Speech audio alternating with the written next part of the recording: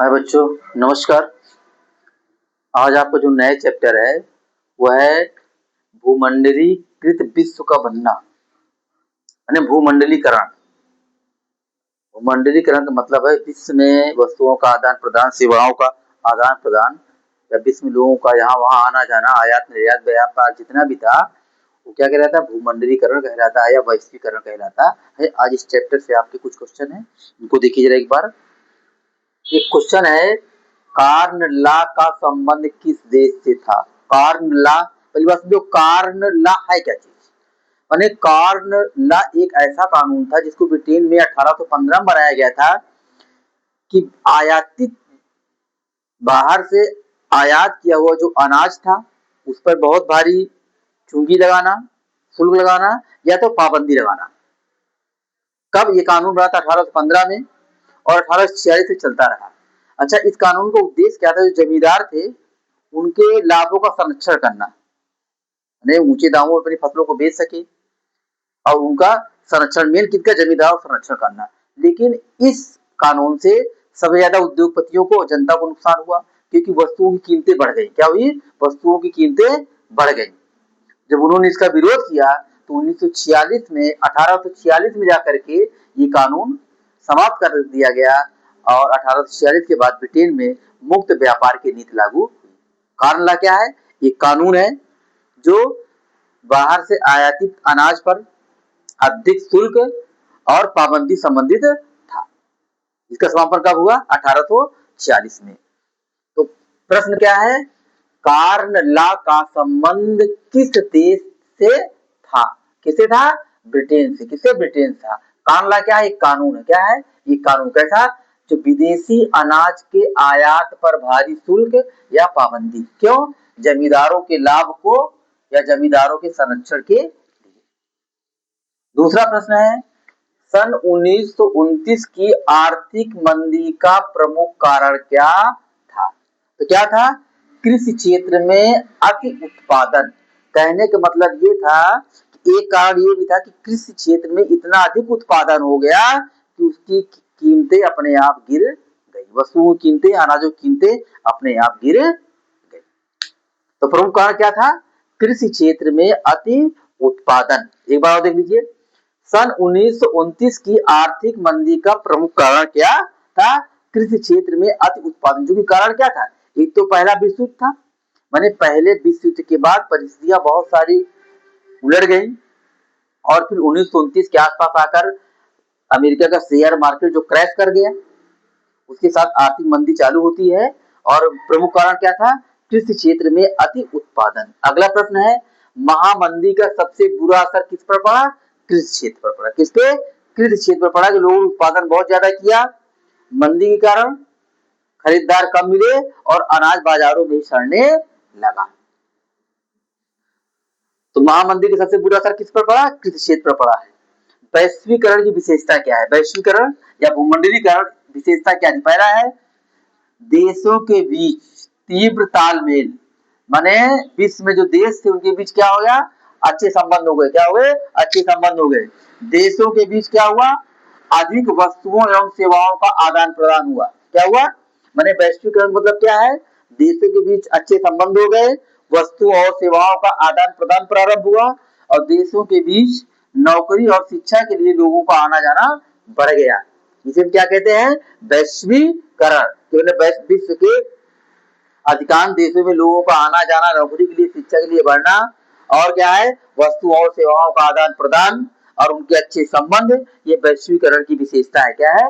वैश्वीकरण की विशेषता। एक बार देख लो, देशों के बीच तीव्र तालमेल, देशों के बीच अधिक वस्तुओं और सेवाओं का आदान प्रदान, देशों के बीच नौकरी और शिक्षा के लिए आना जाना, क्या है? वैश्वीकरण की विशेषता है। अगला प्रश्न है, प्रथम विश्व युद्ध कब प्रारंभ हुआ? 1914 में प्रारंभ हुआ। कारण क्या था? ऑस्ट्रिया के उत्तराधिकार को लेकर के युद्ध प्रारंभ हुआ है, जो कि 1918 तक चला है और वर्साय की संधि के द्वारा समाप्त हुआ है। और यही वर्साय की संधि जो है वो सेकंड वर्ल्ड वॉर के लिए कारण बनी। क्या? वर्साय की संधि। और इसी अपमानजनक संधि को तोड़ने के लिए 1939 में किसने? जर्मनी ने। किसने? जर्मनी ने पोलैंड पर आक्रमण किया। किस पे आक्रमण किया? पोलैंड पर आक्रमण किया और यहीं से सेकेंड वर्ल्ड वॉर प्रारंभ होता है जो 1945 तक चलता है। पहला विश्व युद्ध 1914 से 1918 तक, कारण ऑस्ट्रिया का उत्तराधिकार। दूसरा विश्व युद्ध 1939 में प्रारंभ हुआ, कारण जर्मनी का पोलैंड पर आक्रमण, माने हिटलर का कहा पोलैंड पर आक्रमण, और 1945 तक ही चला।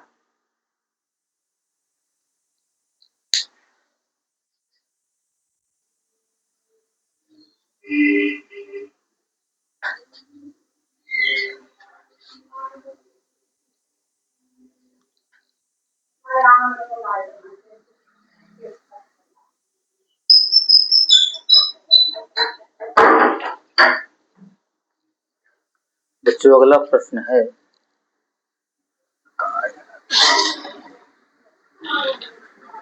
आर्थिक मंदी का सबसे बुरा प्रभाव किस देश पर पड़ा? जबकि 1929 की जो आर्थिक मंदी आई थी उसका प्रभाव किस देश पर सबसे अधिक पड़ा?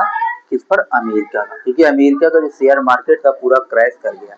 अर्थात आर्थिक मंदी का सबसे बुरा प्रभाव जो पड़ा अमेरिका पर। किस पे? अमेरिका पर, क्योंकि इसका पूरा शेयर बाजार जो था वो सब क्रैश कर गया। क्या कर गया?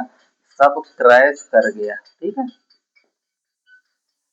अगला प्रश्न है, रिंडर पेस्ट नामक बीमारी कब फैली? 1890 में। रिंडर पेस्ट, अगला प्रश्न है कि रिंडर पेस्ट नामक बीमारी 1890 ईस्वी में किस देश में फैली थी? अफ्रीका में। कहा? अफ्रीका में फैली थी। और जो रिंडर पेस्ट बीमारी थी ये मवेशियों में, किसमें थी? मवेशियों में, अर्थात जानवरों में भी बीमारी फैली थी। कौन था? रिंडर पेस्ट बीमारी किसमें फैली थी? मवेशियों में। किसमें? मवेशियों में फैली थी। कहा? दक्षिण अफ्रीका में। अगला प्रश्न है, वैश्वीकरण का विपरीत प्रभाव किस वर्ग पर पड़ा? तो वैश्वीकरण का जो सबसे अधिक प्रभाव पड़ा था, सबसे विपरीत प्रभाव पड़ा, या सबसे ज्यादा नुकसान किसी को हुआ था तो हुआ था श्रमिक। किसको? श्रमिक वर्ग पर सबसे बुरा प्रभाव पड़ा। किसका? वैश्वीकरण का। ठीक है। मैंने वैश्वीकरण का विपरीत प्रभाव किस वर्ग पर पड़ा? श्रमिक वर्ग पर पड़ा। ब्रिटेन में कार्न कानून, जो मैंने बताया था आपको, कार्न लॉ कानून, कार्न कानून समाप्त करने का क्या कारण था? तो जो कार्न कानून मैंने पहले ही बता दिया था, ये विदेश से आने वाले अनाजों के आयात पर प्रतिबंध था, यह अधिक शुल्क था। इससे क्या हुआ? माने मिला करके अनाजों में अत्यधिक दामों में अधिक वृद्धि हुई, जिसका फायदा किसको? जमींदारों को हुआ। अर्थात उद्योगपतियों एवं शहरी लोगों ने इसका विरोध किया। क्या किया? इन लोगों ने कार्न कानून जो कब बना था? ये 1815 में बना हुआ था और 1846 में इसे समाप्त कर दिया गया। किसके? उद्योगपतियों और शहरी लोगों के विरोध के कारण इस कार्न कानून को समाप्त किया गया। कार्न कानून को संबंध किस देश से था? ब्रिटेन से। किससे? ब्रिटेन से। आर्थिक मंदी का प्रारंभ किस वर्ष हुआ था? 1929 में। कब हुआ था? 1929 में। अगला प्रश्न है, भारत से विदेश को जाने वाले अनुबंधित श्रमिक क्या कहलाते थे? कहने मतलब कि उस समय जब भारत ब्रिटेन का गुलाम था तो यहाँ से जो मजदूर विदेश जाते थे उन मजदूरों को क्या कहा जाता था? गिरमिटिया। क्या कहा जाता था? गिरमिटिया। क्या कहते थे? गिरमिटिया। माने औपनिवेशिक काल में भारत से बाहर जाने वाले अनुबंधित मजदूरों को गिरमिटिया मजदूर कहा जाता था। एक बार देखो, आर्थिक मंदी का सबसे बुरा प्रभाव किस देश पर पड़ा? अमेरिका पर पड़ा। रिंडर पेस्ट नामक बीमारी 1890 में कहा फैली? अफ्रीका में। किसमें? मवेशियों में फैली थी। वैश्वीकरण का विपरीत प्रभाव कहां पड़ा? श्रमिकों पर सबसे ज्यादा पड़ा। ब्रिटेन में कार्न कानून समाप्त करने का कारण उद्योगपति और शहरी लोगों का विरोध। आर्थिक मंदी का प्रारंभ 1929 में। भारत से विदेश को जाने वाले अनुबंधित श्रमिक क्या कहलाते थे?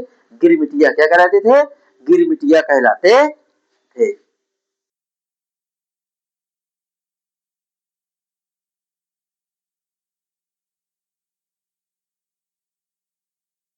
अगला प्रश्न है, आर्थिक मंदी का प्रमुख कारण क्या है? तो आर्थिक मंदी का प्रमुख कारण क्या है? कृषि।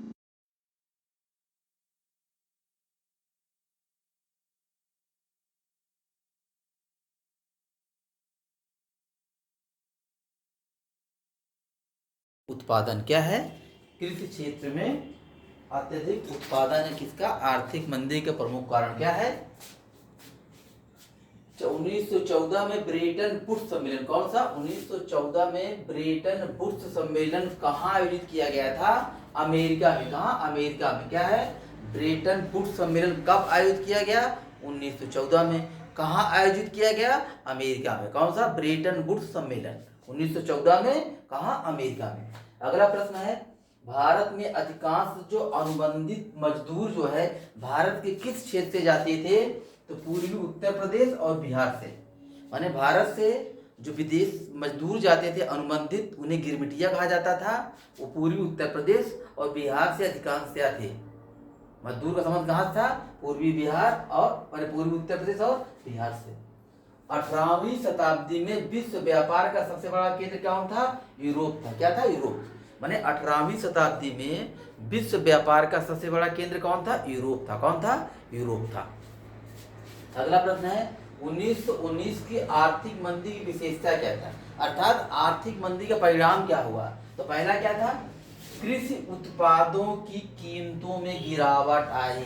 अर्थात आर्थिक मंदी के कारण जो कृषि उत्पाद थे, फसलें हो, कुछ भी हो, उनकी कीमतों में काफ़ी गिरावट आई, क्योंकि कृषि उत्पादों का उनका अत्यधिक उत्पादन हो गया था, सामान अधिक हो गया था और खरीदार कम हो गए थे।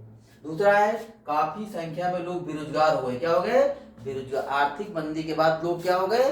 बेरोजगार हो गए। और क्या है? नए नए उद्योग स्थापित हुए। क्या हुए? नए नए उद्योग स्थापित हुए। ये आर्थिक मंदी का क्या है? प्रमुख कारण है। क्या है? कृषि उत्पादों की कीमतों में गिरावट, काफी संख्या में लोग बेरोजगार हुए, नए नए उद्योग स्थापित हुए। एक बार देखो, आर्थिक मंदी का प्रमुख कारण क्या है? कृषि क्षेत्र में अधिक उत्पादन। 1914 का ब्रेटन वुड्स सम्मेलन कहाँ आयोजित किया गया? अमेरिका में। भारत से अधिकांश अनुबंधित मजदूर किस क्षेत्र में भेजे गए थे? पूर्वी उत्तर प्रदेश और बिहार से गए थे। इन मजदूरों को क्या कहा जाता था? गिरमिटिया। क्या कहते थे? गिरमिटिया। ठीक। आर्थिक मंदी और 18वीं शताब्दी में विश्व व्यापार का सबसे बड़ा केंद्र क्या था? यूरोप था। क्या था? यूरोप था। 1919 की आर्थिक मंदी की विशेषता क्या थी? कृषि उत्पादों की कीमतों में गिरावट, काफी संख्या में लोग बेरोजगार हो गए, नए नए उद्योग स्थापित हुए।